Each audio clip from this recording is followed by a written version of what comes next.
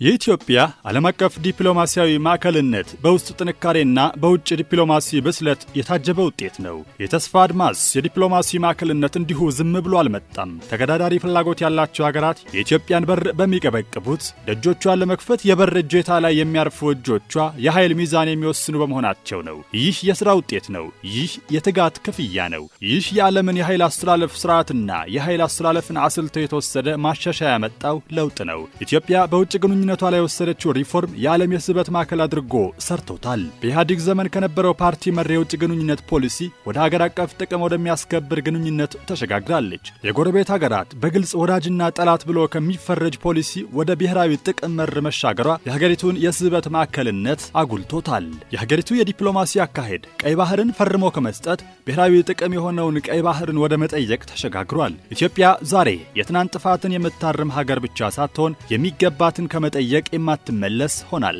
ከዚህ ባሻገር የውጭ ግንኙነቷ በተለወጠ የዓለም ስርዓት ውስጥ ወቅትንና ዘመንን የዋጀ የውጭ ፖሊሲ ማንበሯ ተከባሪ አድርጓታል።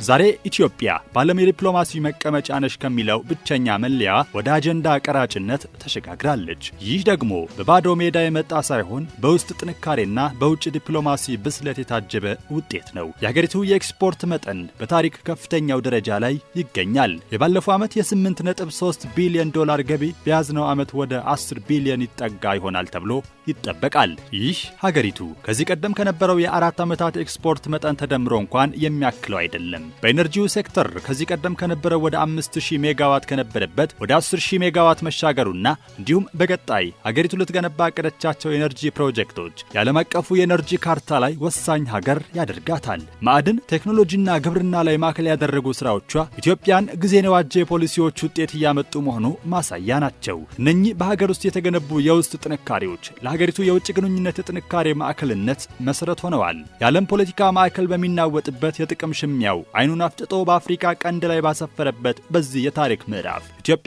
ተገዳዳሪ ፍላጎት ያላቸው አካላት አብረዋት ለመቆም ወደዋል። አዲስ አበባ የአፍሪካ የፖለቲካ መዲና ብቻ ሳትሆን ዛሬ የዓለም ታላላቅ መሪዎች የሚመላለሱባት፣ የዲፕሎማሲው አቅጣጫ የሚቀየስባት የዓለም አቀፍ ግንኙነት ማግኔት ሆናለች። ከምስራቅ እስከ ምዕራብ፣ ከሰሜን እስከ ደቡብ ያሉ ሀያላን መሪዎች የአውሮፕላኖቻቸውን ክንፍ ወደ አዲስ አበባ ያዞሩት ያለ ኢትዮጵያ ተሳትፎና ይሁንታ በቀጠናውም ሆነ በአህጉሩ የሚሳካ አንዳችም የፖለቲካ ስሌት እንደሌለ ስለተረዱ ጭምር ነው። በዓለም ፖለቲካ ካርታ ላይ ኢትዮጵያ ነጥብ አይደለችም፣ ይልቅ መስመሮቹን ሁሉ የምታገናኝ ማዕከል ናት። ይህ በዓለም የኃይል አስተላለፍ ውስጥ ተገዳዳሪ ኃይሎችን አጋር አድርጓል። የኢትዮጵያን ሚዛን የጠበቀ የውጭ ግንኙነት ሀገሪቱን ብሔራዊ ጥቅም እያስከበረች መሆኑን በርካቶች እየመሰከሩ ናቸው። ሰላም አድማጮች እንደምን አላችሁ? በዛሬው ዝግጅታችን የኢትዮጵያ የዓለም ዲፕሎማሲ የስበት ማዕከልነት እንዴት መጣ፣ ሀገሪቱ የምስራቁም የምዕራቡም የትኩረት ማዕከል እንዴት ሆነች በሚሉ ጉዳዮች ላይ ያተኮረ መሰናዶ እናስደምጣችኋለን። አብራችሁን እንድትቆዩ የምንጋብዛችሁ ፕሮግራሙን በማዘጋጀት ሀብታሙ ታደሰ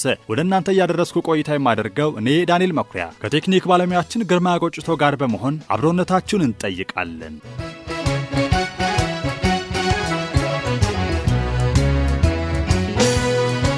ኢትዮጵያ በዓለም ላይ ፈጣን እድገት እያመጡ ካሉ ጥቂት ሀገራት መካከል አንዷ ስትሆን በዚህ ዓመት የ10.2% እድገት ትጠብቃለች። የዚህ እድገት ቀጣይነት መረጋገጥ የሚችለው ከ130 ሚሊዮን ሕዝብ በላይ ያላት ሀገር የሲ አክሰስ ተከልክላ በዓለም ላይ ካለው ልምምድና ትሬንድ ውጪ በጠላቶቻችን ደባ ለረጅም ጊዜ የጂኦግራፊ እስረኛ ሆና እንድትቆይ መደረጉ ትክክል አለመሆኑንና እንደ ቱርኪ ያሉ የኢትዮጵያ ወዳጆች በዲፕሎማቲክ መስኩ ጫና በመፍጠር በሰላማዊ መንገድ ኢትዮጵያ የሲ አክሰስ ማግኘት የምትችልበት ሁኔታ እንዲያግዙ በስፋት ተወያይተናል። ሎጂስቲክስ አንዱ ትልቁ ቦትልኔክ ነው ለኛ እድገት። ከዚያ ደግሞ የሲ አክሰስ ቁልፉን ነገር የሚይዝ ሲሆን ፕሬዝዳንት ኤርዶጋን ከዚህ አንጻር የበኩላቸው ሚና እንዲጫወቱ ጠንከር ያለ ውይይት አድርገናል። ለዚህም ምስጋና እናቀርባለን።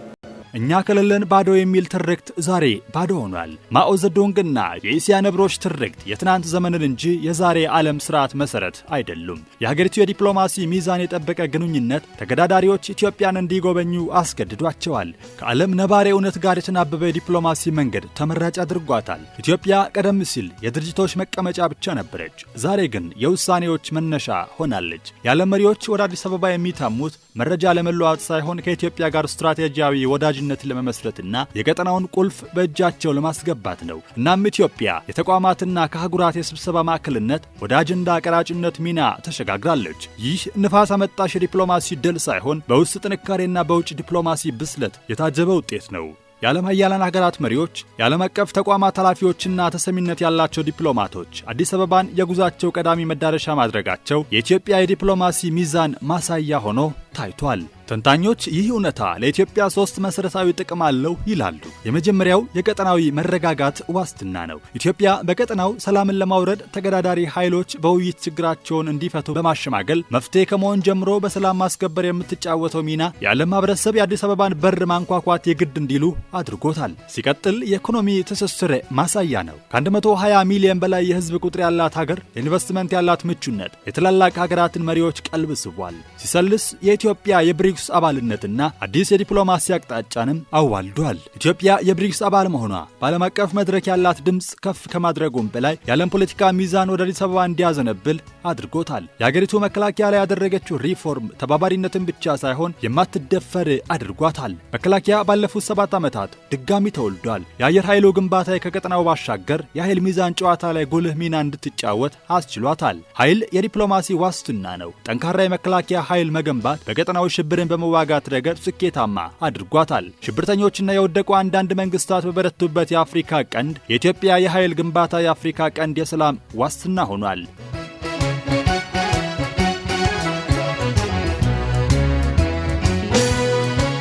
ከኢኮኖሚ እስከ ወታደራዊ ያሉ ግንባታዎች ኢትዮጵያ ዛሬም እንደ ትላንቱ የጥቁር ህዝቦች ኩራት፣ የነጻነት አርማና የአፍሪካ ድምፅ ሆና እንድትቀጥል በር ከፋች ሆኗል። የዓለም መሪዎች አዲስ አበባን ሲረግጡ የታላቅ ሀገር ክብርን፣ የጸና ህዝብ ወገብ የማይናወጥ መንግስታዊ ቁመናን እያዩ ነው።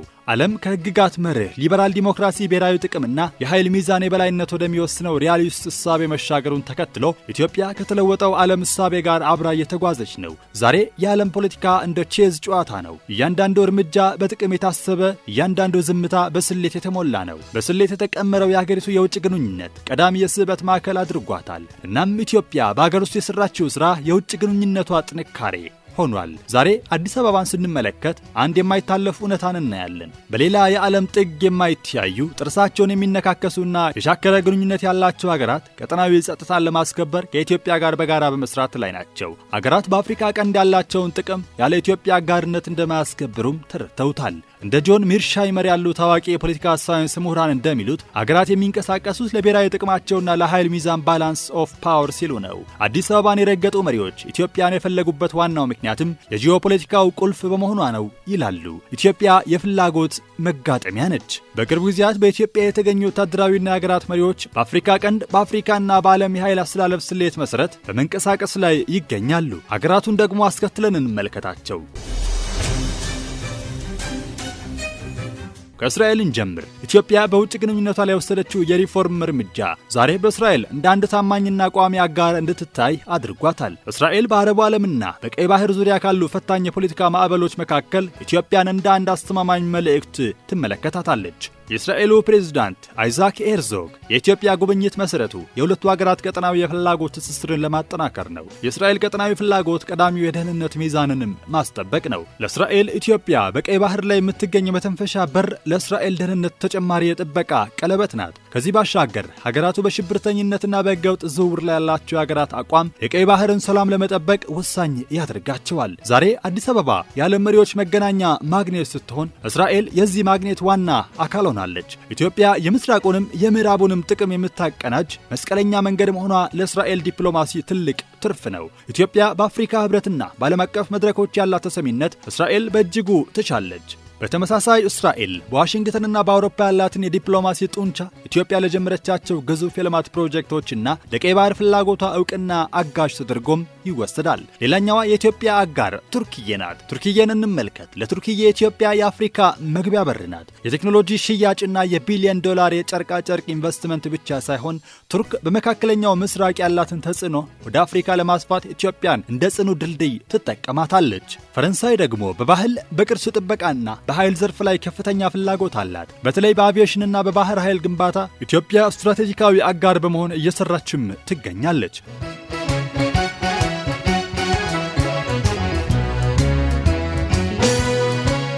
አውሮፓዊቷ ሀገር ጣሊያን ከታሪካዊ ትስስር ባሻገር እንደ ህዳሴ ግድብ ግንባታ ባሉ በተላላቅ መሰረተ ልማቶች ተሳትፎና የሥራ ዕድል ፈጠራ ላይ ኢትዮጵያን እንደ ቀዳሚ አጋር ትመለከታታለች። ህንድ በኢትዮጵያ ግብርናና ማኒፋክቸሪንግ ዘርፍ ውስጥ ግዙፍ ኢንቨስትመንት አላት። ግሎባል ሳውዝ ድምፅ ለመሆን በሚደረገው ጥረት የኢትዮጵያን ድጋፍ ለኒው ዴሊ እጅግ አስፈላጊ ያደርገዋል። ሲንጋፖር ኢትዮጵያን የምታየው እንደ የአፍሪካ ሲንጋፖር ነው። በሎጂስቲክስ፣ በወደብ፣ በአስተዳደርና በከተማ ፕላን ልምዷን በማካፈል ራሷን የኢትዮጵያ የንግድ መስመር ትስስር አካል ማድረግ ትፈልጋለች። ኢትዮጵያ በሳዑዲ አረቢያ ፖለቲካ ላይ ስፍራዋ ትልቅ ነው። ለሪያድ ኢትዮጵያ የምግብ ዋስትና መገኛ ናት። በግብርና ኢንቨስትመንት ላይ ከኢትዮጵያ ጋር በመስራት ህዝቧን መመገብም ትፈልጋለች። በተጨማሪም ቀይ ባህር እንዳይደፈር ኢትዮጵያ የሰላም ዘብ እንድትሆንም ትሻለች። የአሜሪካ በኢትዮጵያ ያላት ፍላጎት ደግሞ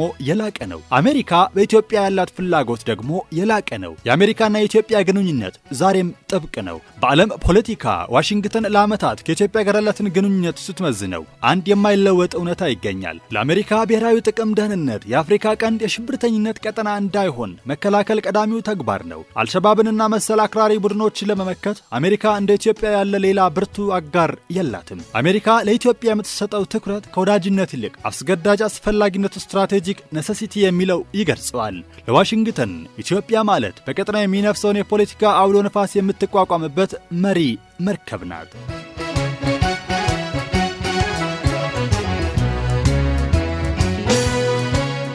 ኢትዮጵያ ለሩሲያ ትልቅ አጋር ናት። ኢትዮጵያ የብሪክስ አባል እንድትሆን ሩሲያ ያደረገችው ድጋፍ አዲስ አበባን በአዲሱ የዓለም ስርዓት ግንባታ ውስጥ እንደ ታማኝ አጋር ለመያዝ ካላት ፍላጎት ይመነጫል። ሩሲያ በኢትዮጵያ የኒውክሌር ኃይል ማመንጫና የቴክኖሎጂ ማዕከል ለመገንባት ያላት ፍላጎት አገሪቱን በቴክኖሎጂ ዘርፍ ከሞስኮ ጋር ያላትን ግንኙነት ለማጠናከርና የረጅም ጊዜ የኢኮኖሚ ትስስርን ለማጎልበት ያለመ ነው። ለሩሲያ ኢትዮጵያ ማለት በአፍሪካ ቀንድ ላይ የጸናች የሩሲያ ዲፕሎማሲያዊ ጋሻ ናት። ሌላኛዋ የኢትዮጵያ አጋር ቻይና ነች። የአዲስ አበባ ጅቡቲ ባቡር መስመር፣ ግዙፍ የኢንዱስትሪ ፓርኮችና መንገዶች ለቻይና የንግድ ፍሰት ብቻ ሳይሆኑ በኢትዮጵያ ላይ ያላትን የኢኮኖሚ አጋርነት የሚያረጋግጡ መሳሪያዎች ናቸው። ከ100 ሚሊዮን በላይ ሕዝብ ያላት ኢትዮጵያ ለቤጂንግ እንደ ትልቅ የገበያ መዳረሻ ነው የምትመለከታት። ከዚህም ባሻገር የብሪክስ ጉዳይ ሁለቱን ሀገር ያሳስራቸዋል። ኢትዮጵያ የብሪክስ አባል እንድትሆን ቻይና የነበራት ሚና ከፍተኛ ነው። ይህ የሚያሳየው ቻይና ኢትዮጵያን በአዲሱ የዓለም ስርዓት ኒው ወርልድ ኦርደር ውስጥ እንደ ታማኝ አጋርና የምስራቁ ጎራ ተሟጋች አድርጋ እንደምትመለከታት ነው። በዓለም ፖለቲካ መድረክ ላይ የማይታረቁ መስለው የሚታዩት ኃይሎች ከኢትዮጵያ ጋር ለመስራት የመወሰናቸው ነገር የአደባባይ ሚስጥር ነው። ኢትዮጵያ ለምን የሁሉም ፍላጎት መዳረሻ ሆነች የሚለው ጥያቄ የፖለቲካ ተንታኞችን ቀልብ የሳበ ሀቅ ነው። ዛሬ የአፍሪካ ቀንድ በግጭት በሽብርተኝነትና በአንዳንድ የወደቁ መንግስታት የሚታመስ ቀጠና ነው። በዚህ በሚናወጥ ባህር ላይ ኢትዮጵያ እንደ አንድ ጽኑ መልህቅ ትታያለች። ኢትዮጵያ የኃይል ሚዛን አስጠባቂ ናት። እንደ አሜሪካ ያሉ ምዕራባውያን ኢትዮጵያ ሸብረክ ካለች ቀጠናው እንደ አልሸባብ ላሉ የሽብርተኞች መፈልፈያ እንደሚሆን ያውቁታል።